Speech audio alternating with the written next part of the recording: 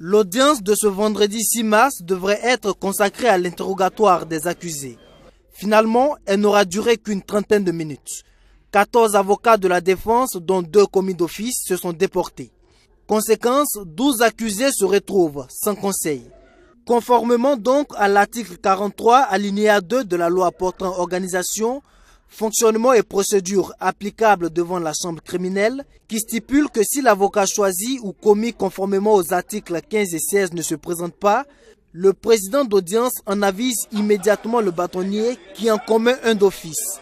C'est donc en application de cette loi que le président du tribunal, Seydou Ouedraogo, a décidé de renvoyer le procès au 9 mai prochain afin de permettre au bâtonnier Mamadou Savadogo de trouver des avocats commis d'office aux accusés. Oui, nous sommes en matière criminelle. Il faut quand même que l'accusé soit assisté en tant que tel. Et que c'est tout à fait normal et légal d'ailleurs. Du côté de la partie civile, on estime que le délai d'1 mois consacré à la constitution d'avocats commis d'office au profit des accusés est raisonnable. Cependant, ces avocats espèrent que cette fois-ci, les questions de fond seront abordées à la reprise. Un mois, c'est un temps largement suffisant. Nous espérons tout simplement que ces questions préalables, si on peut les considérer comme telles, seront réglées.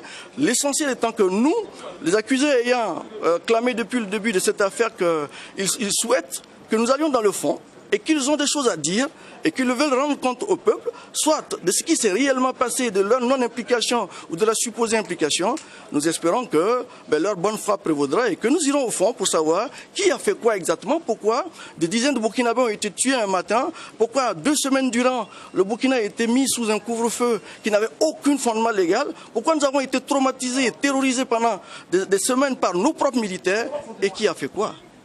Mais il y a toujours ce précédent qui risque de refaire surface, celui de la liste des témoins des accusés.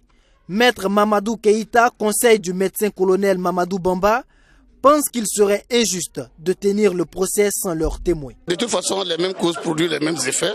Vous avez dit jusqu'à présent le problème qui a été posé, ça a toujours été cette affaire des listes où il faut admettre qu'on a accepté sur la liste des général Djengere, le tribunal a profité de ça. Mais quand il a fallu quand même accepter la même liste, il y a eu quand même des achoppements, de sorte que on pense que honnêtement parlant, juger ce dossier sans certains témoins, ce serait quand même pas aussi de la justice. Les avocats qui se sont déportés estiment que les conditions ne sont pas réunies pour un procès équitable, en faisant référence notamment à la question de la récusation des 2 membres du tribunal, dont le président Seydou Ouedraogo, et la question de la citation des témoins des accusés.